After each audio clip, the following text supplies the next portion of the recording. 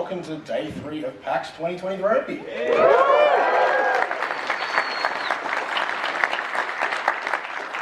We are Prescribed Respawn happily back for our 5th year and counting, and very appreciative of everybody who decided to come and join us first thing this morning. So thank you all. Let's not hold anything up.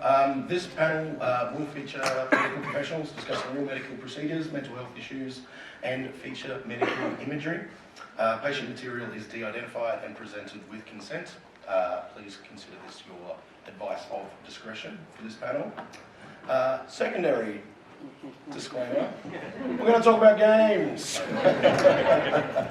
And as such, this presentation may contain spoilers for gameplay.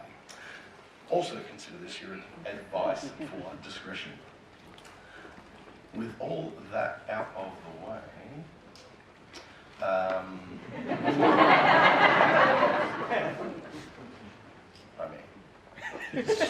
Speaks for itself. Would you like to introduce yourself? Good morning all. So I'm Assistant Professor Dr. Evil, or just Evil is fine. So I'm a general practitioner. I work in, I train in surgery as well, and I play a lot of FPS. I've played it in person for the government for a long period of time. And so now instead of making the holes, I kind of plug them up. They only give him rubber bullets. Yeah. There's a whistle. Amazing. Thank you.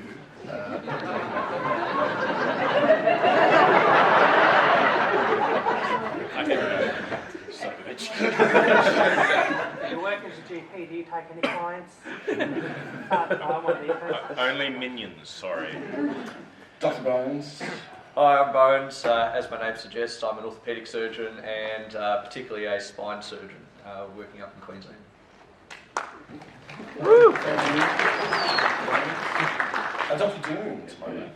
I'm Dr. Doom. I am an addiction medicine general physician in regional Victoria. And yeah, I don't cut people. He is Victorian. Yeah. Victorian. I've been here for 20 years. I know I have a funny accent. I've spoken to too many Americans recently. I think we all have. The local lad. Dr. Dev. So I work in anatomical pathology, so I am a doctor, but no one sees me. We just hide in the lab, we don't talk to people. And look down my microscope. Oh, well, parts in buckets. You have conversations with your microscope, if I remember correctly. His name is Stephen. I think that's enough about me.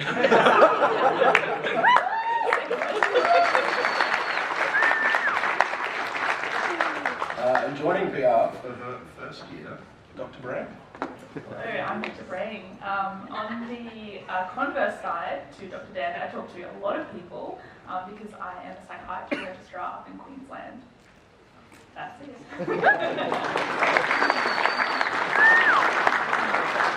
Would you consider moving to regional Victoria, please? I'll consider it. We do have unsung heroes working behind the scene. The Master Chief of Design arranges all of this wonderful imagery that you see in front of you.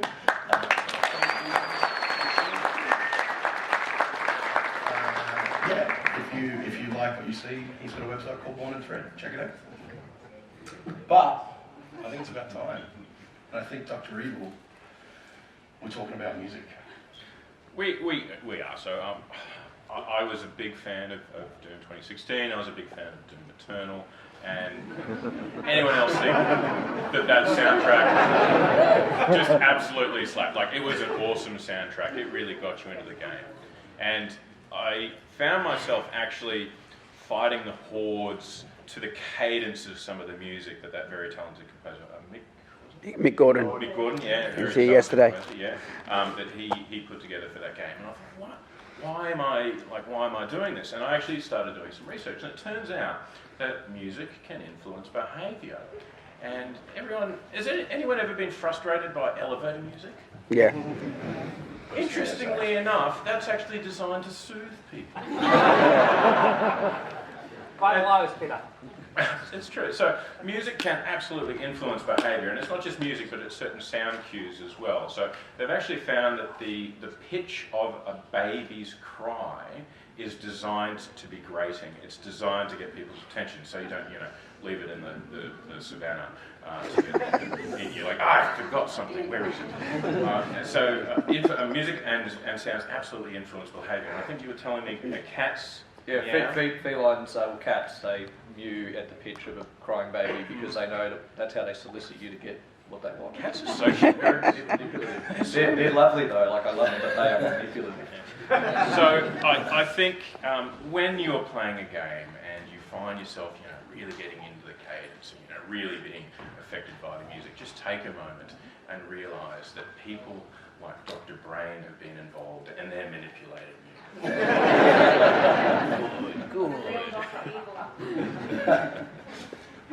But I put this in mainly to the next slide. I put this in mainly to assist my good friend and DM, Dr. Enabler, because he's constantly frustrated by saying, "Oh, I've got night vision. I can see everything." -5 perception check.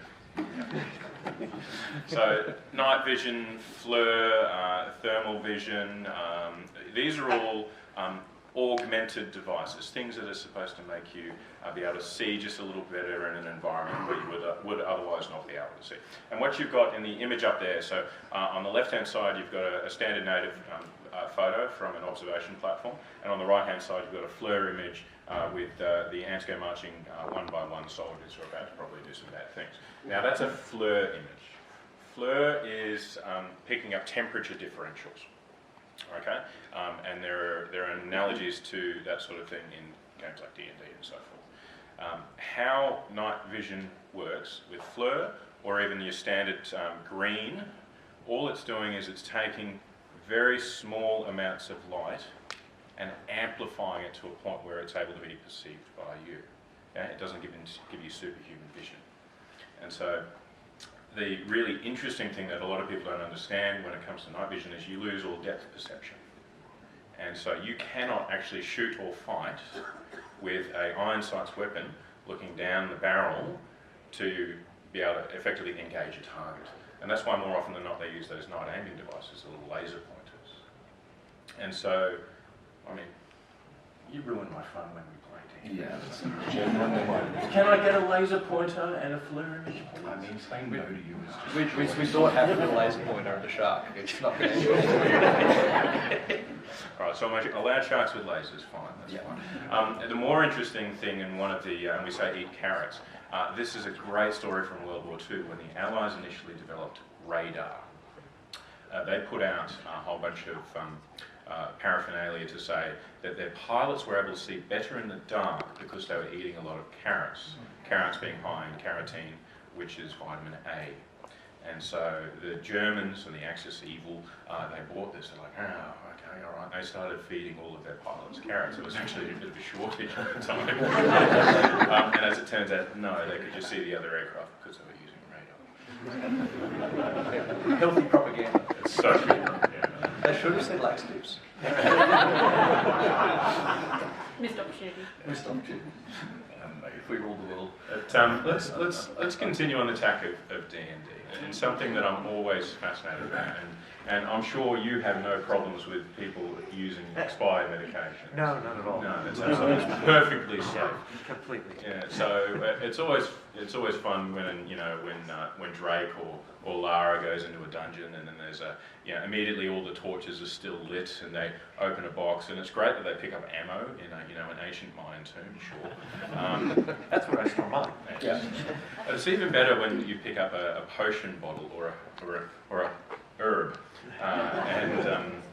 you go, oh, this is perfectly potable and absolutely safe to eat. And then there are entire game mechanics when it comes to potion crafting or field crafting to create things. And so I looked at what's the storage life of certain products that go routinely into potions. And I spent a very long weekend having a look at just Skyrim alone.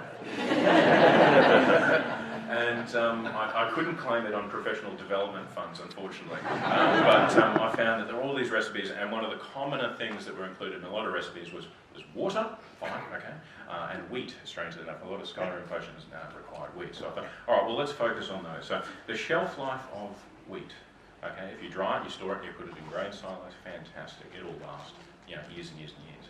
Unless it gets wet, colonised by spores, and then fungus grows in it, rats eat it. And so I thought, all right, well, let's conservatively say, let's give it a couple of years. Under best circumstances, will it be okay? All right. How long has a potion been sitting in a dungeon for? Only a couple of weeks, I expect. Yeah. There's a regular research. So a couple of weeks. A couple of weeks is our cutoff. Okay. All right. So let's talk about water. Perfectly purified water put into a vessel. There we are. Now, perfectly purified water put into a vessel can be stored for years, theoretically, unless it does get colonised. Now, how many people can put their hand on their heart and say, when I'm crafting in Skyrim, it's laboratory level precautions?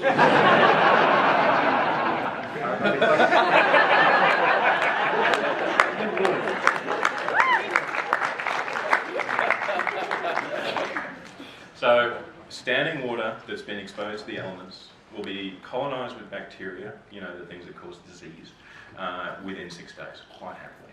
And so you're essentially popping a top off very well fermented bacteria. And I've got a great quote from Alexander Fleming, who's the guy who discovered penicillin. That's an argument for another day whether he discovered it or not. But he referred to penicillin as mold juice. So next time you're low on health and you're like, mold juice. I think we're going to have to move on from your summation on mold juice, dear Dr. Evil, and move slightly on to Dr. Death, who wants to talk about a classic game from a PS2. Yeah, so hi guys, I chose a balancing act after recently moving house and rediscovering my old PS2 game, a real classic which probably doesn't stand up to all of the specs and specs of modern games, but if you're a Futurama fan, it's... So I was going through the first level or two playing Fry, and I realised he's just like me. He's got no armour. His weapon is a hammer to begin with. He wanders around not knowing what he's doing. He's so pasty white he's see-through, and he's a little out of shape. But then you get to bits like this when he's in the sewer, and he's just bounding along, floating objects in essentially radioactive gunk, as though he's walking on flat ground. And even as I recently proved again, I can't do that. Even flat ground will trip me up. And this happens obviously in a lot of games, but I just happened to notice it particularly here, given that it's Fry. So I thought, what is balance anyway? And is this in any way realistic? So balance is really cool. So you've got your inner ear to begin with, which is a labyrinth of bony canals all set at angles. You've got one in your right ear, one in your left ear. There's a really cool membrane in there that's got little hairs, there's crystals, like it's witchcraft. So they detect, what is it? I keep mixing these up.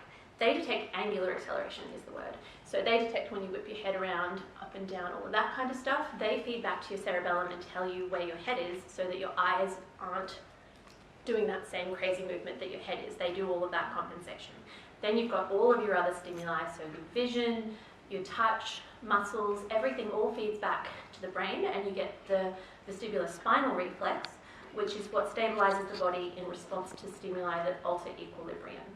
So you've got all of these things coordinating with your cerebellum, and it's a constant back and forth from your eyes and all of your other senses to keep you in the right place in space, is my quick summary, and that's what the cat's doing. So its body's doing different movements, its head's doing different movements, but its brain and all of the stimuli response receptors are keeping it in the right place, and that's how we stabilize.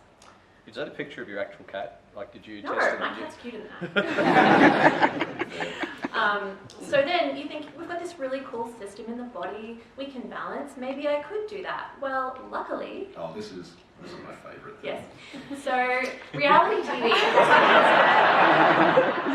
to everything. This is I didn't know you were on Wipeout. I wasn't on Wipeout, but some other poor lovely person was on Wipeout to prove my point, which is that and this person is fitter than me, so even if you are fit, if you're bounding along floating objects, they don't just stay still for you to bound. They wobble and all kinds of things, and they make balance really, really tricky. Like you're on your hands and knees, kind of like hoping that you'll get to the next one, if you're me, or Fry. So then, next slide, is it possible for anyone? Like, could anyone achieve balance? And the answer is yes. So with practice and training and a bit of fitness, you upskill and train all of those reflexes so that you can actually just respond faster to the stimuli, respond better, and you can some people just have these incredible balance. And so the obvious example here is the Tony Hawk games, where you can do all these fantabulous things. And I thought some of those tricks would actually be impossible, that they were just created for the video games, but you can go down a whole rabbit hole of YouTube videos of people actually recreating the tricks, possibly not quite so spectacularly, but still very actually done. Or you can just be Tony Hawk and leave gravity behind you and just interact with three-dimensional space in your own way, shape and form. But yes. Yeah. So did you know that the working theory behind motion sickness is it's a vestibular mismatch? So your eyes are seeing one thing, and those three sort of circle things in the inner ear is getting another message, and your body's like, this isn't right, and then you get nauseated, and then the theory being that your primitive brain is like, I've been poisoned. Ooh. Yeah. So next time You're anyone torturing your primitive inner brain. and next time anyone is feeling like, oh, I've got motion sickness, you're in an RPG, you're being poisoned. Mole juice. Mole juice. Just tell your ears that they're being lied to and you'll be fine. Take your malt juice and get on with things. Just walk it off. Thank you, Dad, for a walk it off spirit of balance. I wanted to talk a little bit about this. We've talked about what happens when you jump off a building and land into a pile of hay and how successful that is. It's not. And I was thinking, like, hang on, we haven't done anything about all the car games. There's some really cool car racing games out there. And I mean, I have no idea how many times I have crashed cars in those games because I'm a really bad driver in them. You're driving on the wrong side of the road. I get confused. It's right side, left side, right side, left. I don't know. When the cars are coming at me, that's probably the wrong side, I think. Yeah. So I want to talk a little bit about some of the stuff that we do. And I'll briefly touch on why some of the newer video games don't actually trash the cars as bad as they used to. And a lot of that is an unspoken, we don't really want to anger the car companies so much that here's a really cool way to destroy a Ferrari, man. So no, they've made it so it's a little bit more realistic of how you actually dimple a car in little bits and pieces. And they did it too well in a few games, to the point that it was like everybody's like, well, I don't get to crash a car, and I only take 4 minutes damage when I bump up against something, and it's not fun anymore. There is a new one, and I've forgotten the name, where it is this theoretical, what happens if you trash a car in real life at high speed? Oh, yeah. It's some new generative thing. Is it the ultimate burnout? It's like, that's it, Beam. Yeah. And I watched those videos, and you go down a rabbit hole with those, I swear to goodness. And I'm like, no, we'll talk about more of the more interesting, fancy stuff. And what will really happen when you do these things and when you go that fast. And, speed is your friend most of the time, but... It's suddenly stopping. It is. It is that sudden stop. It is that sudden stop. Lack of speed. And so when we talk about what happens when you crash a car, and we talk about force and the mass of the vehicle and how fast they're going and how fast you are going and how heavy you are. And if you think about, say you're the medical average 70-kilo person, neither am I. And you are traveling at 150 kilometers an hour because you're going really slow because you want to actually not trash the car too bad. And then some other co-racer just smashes into you, and you just come out of the car. And okay, well, you, if you're not wearing your seatbelt, you experience a force that's about the equivalent of 155,000 kilograms pressing on you. So just a tiny one. I did the math. If you actually have your seatbelt on, it drops that to 31,000 kilograms. So a lot better. You still might have a problem. And then I went, hang on, okay, so let's just say you're not crashing and you're not the one taking the force. What happens to the car? And that was a really fun one to try to do the math on, because the acceleration or deceleration time becomes 0 and then everything just goes haywire. But if you think about driving a car at, say, 250 kilometers an hour straight into a wall, please don't. Do not test this at home. Can we get legal on the phone, please? The car receives a force equal to 550 times the weight of the car. There is not much car left at that point. And so a lot of this has to do with good old Isaac Newton and his laws of physics. And that object in motion tending to stay in motion. As you can see towards the end of this video, that dude coming out of the car. I'm not sure which car he comes out of, but I know which car he ends up in. It's one of the big things that we talk about seatbelts and seatbelt safety. It's why we have seatbelts. They're designed to keep you in the car, not outside of it, experiencing the world around you. So we're actually currently doing research on seatbelts at the moment. Are you? At Jameson Trauma Institute cool. up in Queensland. And we're talking about the position of the seatbelt in relation to where it is on your body, and whether that changes the pattern of injuries that you have. And if you're wearing your seatbelt correctly, over your hips, low and tight, okay, not across your midriff, okay, that's going to give you, basically, you'll fold in half. You'll either be seeing him or me, with either a hole or something. And in a year or so, you'll see me. Yeah, I mean, the standard lap seatbelt, one of the problems is that your flex point is at the junction of your lumbar spine and thoracic spine, where you go from a mobile point to a stiffer point.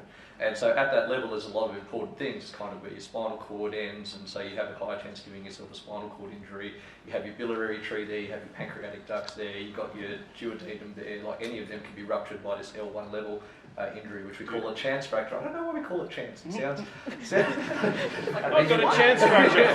One of those autonomous things, I think. Yeah. Some guys. So, in essence, what a seatbelt is doing, so wear it properly, wear it low and tight, please. Okay, I'm busy enough. We're all busy enough. But the idea is that the seatbelt, the same as an airbag, is decelerating you in concert with the car or any other vehicle, so that all of that energy isn't being deposited in one place at the one time in a very short period.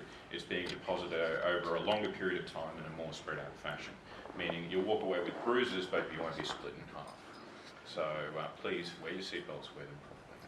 It also strikes me, just looking at this video on repeat, that that car I'd be more worried about driving in that car than a real world car, because we used to make cars like that where they were indestructible tanks. But the problem is then, if your car shell is indestructible, you become the crumple zone. And so modern day cars have got crumple zones to try to dissipate that force if you happen to hit something that you weren't meaning to. Yep.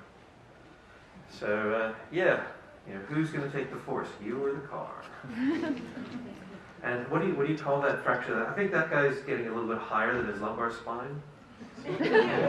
I mean, we don't have a name for that. Unless Dr. Death is able to comment on the report afterwards. Was there a fracture? Yes. Where was it? Yes. Everywhere. Cold, very gay. Yes. All right. Well, let's just talk about. Okay, we're talking about going fast. I want to talk about speed.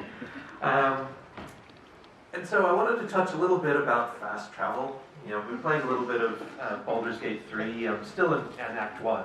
So I'm like, I'm not really going too far. I could probably walk from there to there in 5 minutes. That's, you know, that's okay. I don't need to fast travel. It just takes me 3 seconds, so I don't have to worry about it. But what about other games where we have like big open worlds and, you know, it's a nightmare. I think this is why I stopped playing Diablo 4, because I don't have the horse yet and it just takes forever to walk anywhere. And there's so many creatures in between. So I agree, fast travel is a good thing. So the distance is sort of this relative idea, and I wanted to delve a little bit into, okay, well, what actually would go onto your body if you did do that? So I looked at a couple examples, and one that would tie into the real world better was Red Dead Redemption 2. And Bones, you might want to cover your ears for this next part, because I do talk about your horse again. And I'm so sorry. Somebody on Reddit, I think people on Reddit have way too much time on their hands, because they sat down and figured out the places in Red Dead Redemption 2 are relatively similar to places in real world America. And they mapped out where would these locations be on the real world, the real map of America. And so I looked at, okay, let's go someplace distant, let's go far. And there was a town called Coulter, which is in the far northwest there, in the light, sort of greeny blue section up under Montana, all the way down to Thieves Landing, which is about where Houston, Texas is. And I said, okay, how far is that if I was going to fast travel? That's 2,600 kilometers. And I decided, okay, well, you can take it a few different ways. You can fast travel. I think you can fast travel from your campsite. Like, you do that without actually getting on a horse or stagecoach or taking a train. So there's, you know, different options. You can do all of these things, okay? And I said, all right, I haven't played this game, so let's say it takes a 10-second loading screen between the two places, if you've got a slow computer, maybe. So 2,600 kilometers in 10 seconds. So you're traveling approximately 936,000 kilometers per hour. And just to put this into some relevance, the Earth is 40,000 kilometers around, so you would only travel 23 times around the globe per hour. I mean, they have trains. 936,000 kilometers per hour. It's faster than any aircraft or space shuttle. They have old-timey bullet trains. You can see it. I want to see that stagecoach. I'm sorry, Dave, but no wonder your horse is dead. Unfortunately, on speed, I'm going to have to get you to speedify. I will speedify. So, what would actually happen to you? We talk about G-force, and the person on the left there is experiencing 8.99 Gs. So G is, you know, gravity, Earth's gravity, and most people will be able to tolerate maybe 3, 4, 5 at the stretch. A lot of military people do go up to 9 to 10, and then you can go higher if you've got these special G suits that allow you to tolerate them better. But what happens is, as all of this force happens on you, everything gets pushed away from where you're going. If you're going up, it gets pushed down to your toes. If you're going down, it gets pushed up to your brain. If you're going really fast in a linear direction, it gets pushed all the way to the back of you. And most of the time, it goes away from your brain. So if you don't have any blood in your brain, Bad things. that's not a good thing. And so the faster and faster you go, everything gets squashed. So think pancake, but you. So you would arrive, but your brain would be... Probably someplace back in Coulter. In Dr. Death's lab. That's laboratory, probably. And she's just got, this is all in a plastic bag. What do I do with this? Actually, I think it'd be a smoothie. But... Thank you, Dr. Doom. We're heading back down the other end Yes. to the panel. Change gears a little bit and talk about some characters who've presented with various mental health related concerns. So if this discussion brings up concern about your own or someone else's mental health, it's always best to seek professional advice. So going to the first slide, the first character we're seeing today is Joel from The Last of Us. Yes. You can imagine where this is going. So Joel was referred to our service by Ellie in a profanity-filled but kind-hearted phone call. His main symptoms of concern are recurrent distressing dreams, panic attacks, and anxiety. So in the game, we get a few clues that Joel is not okay. So the first hint is the subtle presence of this bottle labelled anti-anxiety medicine tablets, not a real drug. Later on in the game, Joel tells us he gets bad dreams, and in the show he's depicted to experience several panic attacks. And we also know that he's experienced a traumatic death of a loved one. So these things bring to mind things like panic disorder, PTSD, and anxiety, but what is actually important in differentiating between these things? So he's initially quite cold towards Ellie, who likely reminds him of his lost loved one.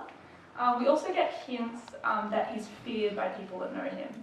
So I'm stretching this to suggest that he might become angry easily, maybe, and we see evidence that he's reckless and hypervigilant throughout the game. So he has panic attacks, but importantly, they're all directly in response to reminders of his trauma. So unsurprisingly, if we compare these features to the DSM-5, which is how we diagnose in Australia mostly these things, he basically meets criteria for having PTSD. He might also have a generalised anxiety disorder, but we get not really a lot of clues in the actual game as to what's going on in his cognitions to confirm this. So I've put Who's Maslow up there. This is referring to Maslow's hierarchy of needs, which is a psychological theory of human needs. And it basically says that lower tier needs like food, safety, shelter need to be addressed before higher tier needs like esteem and self-actualization. And it's just to say to someone like Joel that if he's in a daily life-threatening situation, there's not really much point in thinking about psychology until that situation. But having said that, if we're maybe post-game and he's in a kind of safer situation, things that would be helpful are exercise, sleep, and psychology. So exercise is shown to be more effective than even some tablets, and psychology in a lot of cases for anxiety if he does have that. Does that include running away from clickers? That is anxiety-inducing, yes. And good exercise. So would it be good or bad? I think bad. So for those with PTSD, things like trauma-focused CBT and eye movement, desensitization and reprocessing is recommended. As for medication, there is a role, but it's not first line. So if psychology, you can't access it or it hasn't worked, those are the types of situations where medication can be helpful. So moving on to our second patient, Yes. Trevor. So Trevor, as we know, is from Grand Theft Auto 5. He is well known to our mental health service with a likely antisocial personality disorder. What I want to talk about today is, on this occasion, he was brought to ED with following a high-profile 6-star police chase. He said he was being attacked by clowns with guns that appeared in pink smoke, so they called me. So let's talk about psychosis.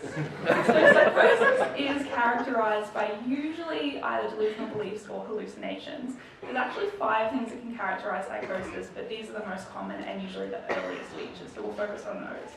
It's possible to experience psychotic phenomena while you're acutely intoxicated that completely resolves as the drug leaves the system. So that's effectively just being high. A drug-induced psychosis is when psychotic symptoms persist after the drug has left the system. It can last days, weeks, or even longer. And then there's primary psychotic disorders like schizophrenia, where you can develop without ever having exposure to drugs. But sometimes what happens is something starts with a drug-induced psychosis and then it can turn into a long-standing psychotic disorder like a schizophrenia. So what about Trevor? Firstly, we do a urine drug screen.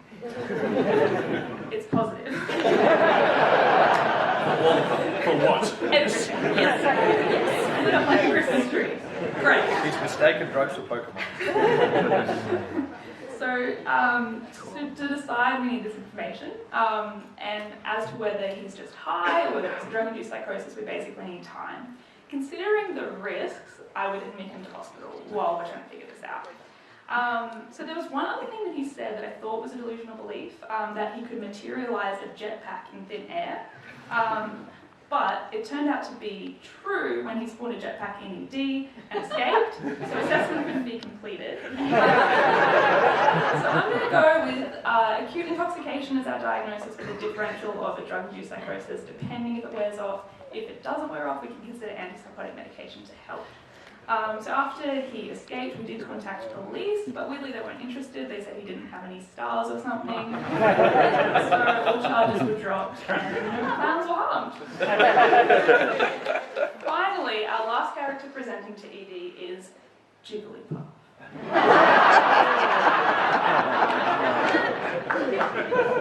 So Jigglypuff was referred by police for assessment after repeated unlawful acts of graffiti and excessive violence in Super Smash Bros. So a longitudinal assessment revealed the following information about his psyche. So he has a grandiose sense of self-importance, expecting superior recognition for average singing compared to other Jigglypuffs. He's preoccupied with fantasies of unlimited success, power, brilliance, and domination over all Jiggly, Wiggly, and Igglybuffs. He sees it as beneath him to obey any trainer with less than 8 badges, despite only being level 22. He requires excessive admiration, and if he does not receive this, he will graffiti the faces of sleeping victims. He shows a distinct lack of empathy, is gleefully violent in Super Smash Bros., and is extremely sensitive to losses. So the combination of these features amounts to a diagnosis of narcissistic personality disorder.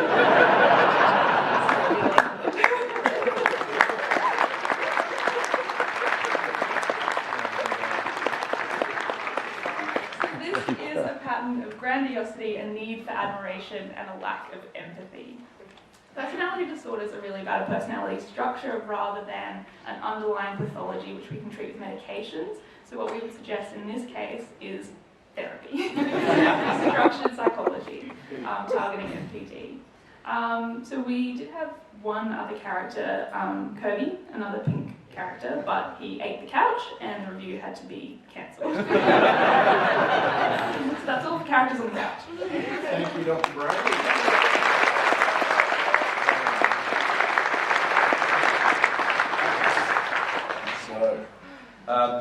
So I don't know who else has been playing this little game called Tears of the Kingdom, but I did a deep dive. We were talking about rabbit holes. Like I found one that went into the chasms to the depths.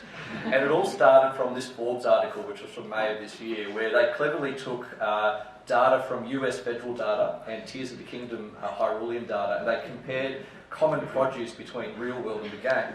And so looking at things like eggs, tomatoes, butter, milk, bananas, rice, etc., they were able to calculate what the exchange rate was for a rupee in Tears of the Kingdom to US dollars, which is about 62 cents.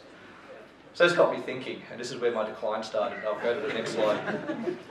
So, you know, the way that you get money in, or rupees in Tears of the Kingdom and Breath of the Wild is a bit different. We know traditionally in the old sort of Legend of Zelda games, which I grew up with, it's very common to try to farm rupees by smashing pots and cutting grass. Whereas in Breath of the Wild and Tears of the Kingdom, you can't do this anymore. It made me go, well, why? Why is that gone? Something has happened in Hyrule. Instead, you have to work hard, do quests, collect and sell commodities, or you can cheat using glitches, which I refuse to use. I don't use any glitch exploits, and it makes the game a little bit harder for me. So I created a study, and my questions were, what is the exchange rate of Hyrulean rupees to Australian dollars in old generation Zelda games? What is my yield of gaining Hyrulean rupees from breaking pots? Can I achieve a livable income? In the current mental climate? Yeah, in the current diseconomy. And what are the health and economic ramifications? So my methods. I gained access to whichever Zelda games I could get my hands on. I was going to do Wind Waker, but I couldn't actually. I found my GameCube, I actually couldn't find the CD. So that'll have to be for another year. But I went through and I broke 50 pots in each game from startup. And I made sure to use different pots. So there are some places where you can get rupee-rich pots. No, I went to different separate pots, assessed my gains and recorded the outcomes. I was not expecting to get a chicken. You'll see that there's a cookie there, and that was probably the oddest thing that I got harvested. So next, in terms of what is common between those old games versus real world, really is the price of milk. So I looked at 1 litre of cow milk, and I have an existential crisis every time I go to the milk aisle and try to pick out my milk. So I just chose regular full cream lactose to the lactose filled moo cow yum yum milk. That is what I chose. 1 litre bottle is about $1.60 to $3.90 depending on which store, and I looked at a number of stores and different types of milk. And then if you compare that to Hyrulean rupees, it's about 10 to 30 rupees. So that puts our exchange rate as 1 Hyrulean rupee being about 15 Australian cents, or 1 Australian dollar being 7 rupees. So now we go to the next slide. So now I've looked at this is all from the Australian Bureau of Statistics. So I've looked at what you need to earn for a minimum wage, hourly and weekly, and then also for an average wage. What I found is that probably out of the games, Majora's Mask did have the best hourly earning potential. But the caveat is you have about 3 days before the moon crashes and causes. So not really sustainable. Next, Link's Awakening. I mean, you look at that, it's like fairly down the bottom. Like, it highlights the problems of earning a sustainable living in a poor, financially disadvantaged island nation. Minish Cap, I had some issues with Minish Cap. It felt really cute. I hadn't played it before, fired it up, and it made me worry about child exploitation, because in that, Link and Zelda are children, and they're enjoying the Hyrule Castle's fair celebrations, and Zelda is kidnapped. And they're like, oh, well, we need to employ the Minish, and they only compare to children, and so we can't send any adults. Here, blacksmith's son, take a sword and shield and go out into the world. We have soldiers, but we're not going to send them with you for protection. So that's probably irresponsible, A. B, if you have a child labour society, it makes me worry about how much of the income actually goes to the child doing the work. So that was out, too ethically unallowed. So I've sort of come to the conclusion that Ocarina of Time and Link to the Past, out of the games I was able to play, probably gives us the most accurate median. Minimum wage, you would have to break 160 to 270 pots per hour, or 6,000 to 10,000 pots per week if you had full-time employment. Sometimes you might need to skip a lunch break. The average wage, you'd have to be 240 to 430 pots per hour, or 10,000 to 17,000 pots over a week. And keep in mind that in these games, it took me just over an hour to hunt down 50 pots in different locations, break them, get my harvest and my gains, sort them, and then record the results. How long did this take you? I lost 2 weeks of my life. So now we go to the next slide. So I had to work out some of the dimensions of the pot. So I went to Canon, and I found the Canon dimensions, height and weight for Link, both as a child and an adult, and then I went through in each game and I compared the proportionate size of the pots he's breaking to Link. And if an adult Link, it's about 1/3 of his height to half of his height. For child Link, it's about half to 2/3 of his height. So that's a pot that's somewhere between 54 to 87 centimetres tall. I then went to a lot of websites for different pots, and I spent a lot of time going to different nurseries looking at different pots. I'm assuming that Hyrule does not have fibercrete, and that these would really smash more like a terracotta or ceramic pot. And they are heavy. They are really heavy. Like, they are 31 to 51 kilos for a pot that's about 54 to 87 centimetres in height. That is heavy. Okay, so now we'll go to the next slide. Then I started looking at something. Now, we all know safe lifting techniques, and you'll see in that graph there, that's actually a study published by both Nackmussen and Wilkie, which looks at what happens to your disc pressures in different positions. And if you focus on particularly the 3 images to the right, you can see that when you have a load, that's a 10 kilogram load the person's carrying, the amount of pressure you're putting through your discs goes up the further that load is away from your centre of gravity. So, what Link is doing, he's doing everything wrong in his safe lifting. He's doing unsafe lifting. Instead of bending with the knees, lifting midpoint to the chest and then above the head, he goes a strain heave technique where he flexes his thoracolumbar spine, lifts with his neck extended, and he goes straight to above head. No transition point at all. He doesn't do 2-person lifts for heavier objects. He does a single-person lift. And he doesn't really use assistive devices, except for maybe this power bracelet. But, I mean, it's not like a weight belt, it's a power bracelet. I don't actually know how that would help with your lifting. So that's technique number 1. Technique number 2, you smash them with something. And what do I smash things with? Well, I would choose a hammer, but he uses a sword. He uses a one-handed sword. And the ergonomics is that his swing arc has to be modified to go below his waist. Swords are designed for slashing and stabbing. and the weight is balanced between the blade and the hilt. He has no vibration or shock dampening modifications, so it's not the ideal tool to smash pots, especially at that quantity. You can get the Megaton hammer in Ocarina of Time, but it is quite heavy, but a hammer would be better to break. And then you got to go, well, am I doing a regular swing like a racquetball, or you do your spin swing, and that really is putting a lot of strain on the acceleration of your arm. So he's looking at having impact injuries, jarring through his joints, ligaments, tendons, shoulder problems, rotator cuff injuries, labral tears, capsule pathology, long-headed biceps pathology, that's the shoulder, tendonitis in his elbow, degenerative joint disease in his hands, wrists, elbow, shoulders, neck and back, nerve issues, so repetitive strain injury, he's going to get carpal tunnel syndrome for sure, and probably carpal tunnel syndrome and back and neck sprain. Not sustainable. So now what happens if he does get an injury? Link is self-employed.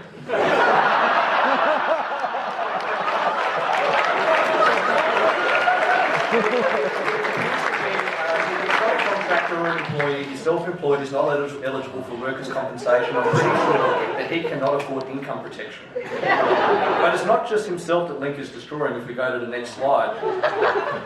So you go to these places to break pots, and there's one particular room in Ocarina of Time, where we all know it, where the guards have a bunch of pots. You go in there, spam them, get rupees, leave, immediately restocked. So to get your 1 or 2 rupees, you're breaking lots of pots. They're probably about $260 to $430 each, or like 1,800 to 3,000 rupees. So there's a large resource consumption for one person's little game. So Link is the 0.1%. Unsustainable massive resource consumption, menial individual gain. There's a rapid net societal loss. And this, I believe, has led to the collapse of the Hyrulean economy, which is the real Great Calamity, or the Great Depression. As an aside, this is also why Dr. Bones isn't permitted in Bunnings anymore. So then I started going into the timelines, and so the official timeline is that you start off with the Fallen Hero. You start off with a regular timeline, and you end up at Ocarina of Time. There's a time split, and then there's 3 different timelines depending on whether the hero wins, whether the hero loses, which is a Fallen Hero timeline. And each of them, like, it is you get to see the decline of society. So in the adult timeline, I mean, you start off with Wind Waker, like, you know, he's the ocean's levels have risen, we've got a climate crisis, but then it ends with him on a train, and I've seen Snowpiercer, and I know that was not a healthy, happy economy or social structure. In the Fallen Hero timeline, I always wondered when I was going back and playing the old Zelda game, like the original one on Nintendo, well, I'm like, it's very sparse here, and why is everyone in caves? But then it started to all make sense. Like, this is the society has already crumbled. There's we meet your first guy, he goes, it's dangerous to go alone, there's bandits out there, take this, gives you the sword. You find your guy in the cave that's selling you stuff, but it doesn't quite give you the desperation in his voice as he's going, buy something, will you? My family is starving. Dr. Bones, is there a summation you would like to make so that we can... The simple point is that when Link wakes up in the Shrine of Resurrection, it's not because he's been put there to be resurrected. That is jail. That is Demolition Man, suspended animation prison. He was charged for his crimes, and Hyrule has recovered to a degree, and he's out. He's out again. He's not the hero, he's the menace. Unfortunately, we're out of time, so... We can't do Fallout again.